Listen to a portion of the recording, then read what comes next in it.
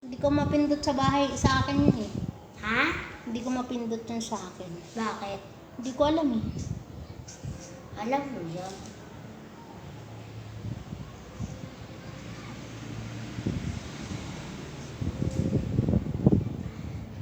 Good morning po sa lahat. Good afternoon na. Ha? Afternoon na. Good afternoon po sa lahat. Magandang hapon po kasi si Ate Celia. Yan po. Magdalay po siya ngayon.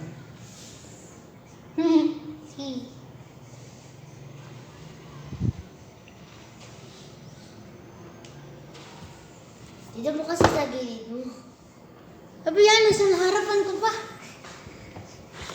Pero ayan yung mag-live sa Ate Carmi. Naglalag ang bata. Dito live. Ano lang po? Video.